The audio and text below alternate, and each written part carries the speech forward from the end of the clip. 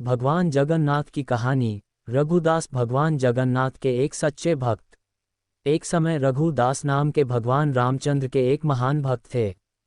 वह पुरी में जगन्नाथ मंदिर के सिंह द्वार के पास एक बड़ी छतरी के नीचे रहते थे। एक बार जब वह भगवान जगन्नाथ के दर्शन करने गए तो उन्होंने जगन्नाथ की वेदी पर राम, लक्ष्मण और सीता को देखा। उस दिन से उन्हें विश्वास हो गया कि भगवान जगन्नाथ भगवान रामचंद्र से भिन्न नहीं हैं। रघु ने भगवान जगन्नाथ के प्रति मैत्रीपूर्ण प्रेम सख्य रस विकसित किया। एक बार रघु ने भगवान जगन्नाथ के लिए एक अच्छी माला तैयार की और पुजारी को भगवान को चढ़ाने के लिए दी। लेकिन पुजारी इसे चढ़ाना नहीं चाहता था क्योंकि रघु ने केले के पेड़ की छाल से बनी डोरी का इस्तेमाल किया था। उस समय जगन्नाथ के मंदिर में ऐसी चीजों का प्रयोग वर्जित था। रघु को बहुत दुख हुआ कि उनकी माला भगवान जगन्नाथ को नहीं चढ़ाई गई। वह बहुत उदास महसूस करते हुए मंदिर से बाहर चला गया। बाद में दिन में पुजारी शाम की आरती समाप्त कर रहा था। भगवान के शयन करने से पहले पुजारी उन्हें एक विशेष पोशाक पहनाते हैं जिसे बड़ा श्रृंगार वैसा कहा जाता है। भगवान को श्रृंगारित करने के बाद पुजारी ने उनके शरीर को फूलों से सजाना शुरू कर दिया। लेकिन उसे आश्चर्य हुआ कि उसने जो कुछ भी किया, भगवान के शरीर पर एक भी फूल नहीं बचा। भगवान किसी भी फूल को स्वीकार नहीं करेंगे। सभी पुजारी यह सोचकर बहुत चिंतित हो गए कि अवश्य ही उन्होंने कोई अपराध किया है। लेकिन ये क्या हो सकता था? उन सभी ने निर्णय लिया कि यह समझने की कोशिश करने के लिए कि उन्होंने क्या अपराध किया है, वे सभी मंदिर में सोएंगे और तब तक उपवास करेंगे जब तक भगवान उनके सपनों में आकर उन्हें उनके अपराध के बारे में सूचित नहीं कर देते। निश्चित रूप से उसी रात भगवान जगन्नाथ मुख्य पुजारी के सपने में आए और उनसे कहा, मेरे भक्त रघुदास मेरे लिए एक फूलमाला लाए हैं। उन्होंने इसे बहुत प्रेम और भक्ति से तैयार किया। आपने डोरे की बाहरी विशेषता देखी और उसे माला मुझे देने से मना कर दिया। आप देख नहीं सकते कि उसने कितनी अच्छी माला तैयार की। उन्होंने इसे प्रेम और भक्ति से पिरोया। अब मेरा भक्त मेरी सेवा से वंचित होकर माला सामने रखकर अपने घर में पड़ा हुआ है। उसने कुछ भी नहीं खाया है और लगातार रो रहा है। वह अभी तक सोया नहीं है। तुरंत प्रधान पुजारी जाग गया और उसने अन्य पुजारियों को सारी बात बताई। तब वे सभी रघुदास के पास गए और अपना अपराध समझाया और उनसे अपनी माला भगवान जगन्नाथ को देने के लिए कहा। ये सुनकर रघुदास बहुत प्रसन्न हुए कि भगवान इतने दयालु हैं कि वे स्वयं उनकी माला स्वीकार करने की प्रतीक्षा कर रहे हैं। रघुदास परमानंद में थे। एक बार रघुदास बहुत गंभीर रोग से पीड़ित हो गए। उनकी तबीयत इतनी खराब हो गई कि वह बिस्तर से उठ भी नहीं पा रहे थे। उन्हें अपने बिस्तर में ही मल त्याग करना पड़ा।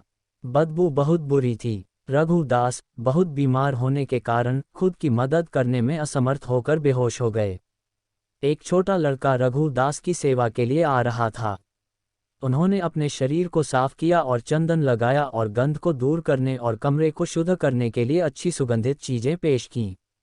जब रघु को होश आया तो उन्होंने पाया कि वह बालक स्वयं भगवान जगन्नाथ थे। रघु ने भगवान जगन्नाथ से कहा, मेरे प्रिय भगवान, आप यहाँ क्या कर रहे हैं? तुम मेरी यह नीच सेवा करके मुझे अपराधी बना रहे हो। आपसे सेवा प्राप्त करके मैं और अधिक पापी होता जा रहा हूँ। हे भगवान, आप बहुत दयालु हैं। आप ब्रह्मांड के भगवान हैं। आप सब कुछ करने में सक्षम हैं। तुम चाहो तो मेरा रोग आसानी से ठीक कर सकते हो। मुझे ठीक करने के बजाय आप मेरी यह निम्न सेवा क्यों कर रहे हैं? प्रभु ने उत्तर दिया, हाँ, मैं तुम्हें आसानी से ठीक कर सकता हूँ। लेकिन मैं चाहता हूँ कि आप अपने सभी प्रारब्ध कर्मों से मुक्त हो जाएं ताकि आप इस जीवन के अंत में मेरे निवास पर वापस आ सकें। तुम्हें ये भी जानना चाहिए कि जैसे मेरे भक्तों को मेरी सेवा करने से आनंद मिलता है, वैसे ही मुझे भी अपने भक्तों की सेवा करने से आनंद मिलता है। मैं हमेशा आपकी सेवा करना चाहता हूँ। मुझ में और मेरे भक्त में कोई अंतर नहीं है। इस प्रकार भगवान और रघु के बीच बहुत घनिष्ठ संबंध थे। रघु बहुत सरल थे और उनका स्वभाव एक छोटे लड़के जैसा था। भगवान जगन्नाथ के साथ उनके संबंध बहुत मैत्रीपूर्ण थे। कभी कभी भगवान एक लड़के के रूप में उनके पास आते थे और वे दोनों एक साथ खेलते थे। ये सामान्यतः लोगों को ज्ञात था कि भगवान रघु के साथ खेलने के लिए उनके पास आए थे। सभी लोग रघु का आदर करते थे। एक बार जगन्नाथ रघु के पास आए और उससे कहा कि वह राजा के बगीचे से कटहल चुराने के लिए उसके साथ चले। रघु ने कहा, तुम कटहल क्यों चुराना चाहते हो?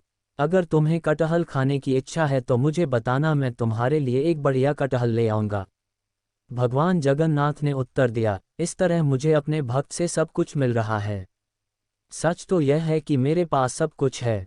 यशोदा माता मुझे खूब माखन खिलाती और सुख देती, लेकिन फिर भी मैं माखन चुराने के लिए दूसरों के घर जाता हूँ। चुराई हुई चीज़ें खाने में विशेष मज़ा आता है। आज मैं चाहता हूँ कि आप चोरी का वह आनंद अनुभव करें। कृपया मेल के साथ आएं। असहाय होकर रघु भगवान के प्रस्ताव पर सहमत हो गया और उनके साथ चला गया। वे दोनों राजा के बगीचे में दाखिल हुए। जगन्नाथ ने रघु से कहा, तुम्हें पेड़ पर चढ़ जाना चाहिए।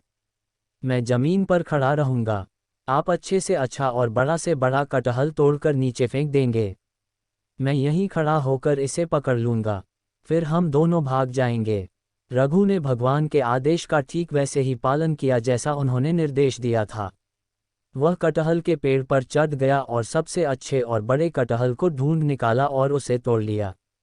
जगन्नाथ, उसने पुकारा, क्या आप तैयार हैं? जगन्नाथ ने उत्तर दिया, हाँ, मैं तैयार हूँ, इसे फेंक दो।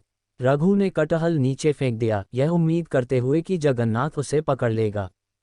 लेकिन जगन्नाथ कहाँ थे? वह भाग गया था। कटहल को पकड़ने वाला कोई नहीं था। वह बड़ी आवाज करते हुए जमीन पर गिरा और फट गया। जब राजा के माली ने आवाज सुनी, वह समझ गया कि कोई कटहल चुराने के लिए बगीचे में घुसा है। वह तुरंत मौके पर भागा और देखा कि बड़ा कटहल जमीन पर खुला पड़ा था, फिर भी उसने आसपास किसी को नहीं देखा। जब उसने ऊपर देखा तो उसे रघुदास पेड़ पर बैठे दिखे। माली तुरंत भागकर राजा के पास गया और उसे बताया कि रघुदास उसके बगीचे से कटहल चुरा रहा था। वह अभी भी वहीं पेड़ की चोटी पर बैठा है। उसने उत्साहपूर्वक राजा से कहा। राजा को विश्वास नहीं हो रहा था कि रघु कटहल चुराने के लिए उसके बगीचे में घुसा था।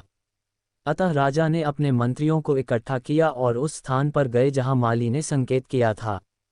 वह रघुदास को पेड़ पर बैठे और कटहल को जमीन पर पड़ा देखकर आश्चर्यचकित रह गया।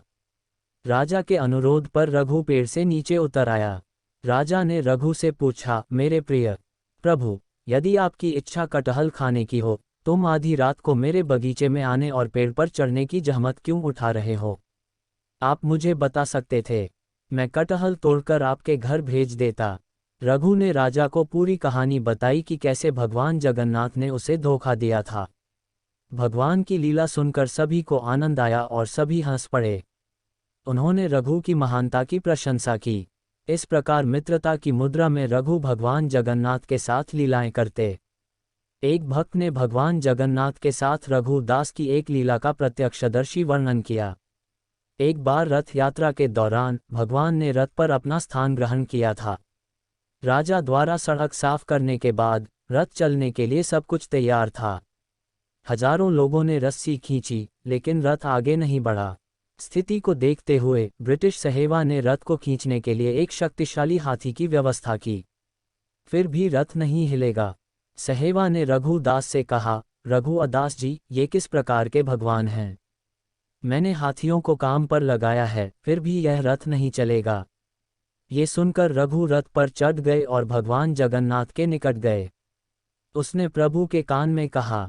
तुरंत रथ चलने लगा। ये देखकर सहेवा आश्चर्यचकित रह गई। उन्होंने रघुदास से कहा, आप पूर्ण हैं और आपके भगवान भी पूर्ण हैं। रघुदास जहाँ भी रहते थे वह प्रसाद से भरा बर्तन किसी के भी लेने के लिए बाहर छोड़ देते थे। वह भगवान जगन्नाथ को बहुत प्रिय थे।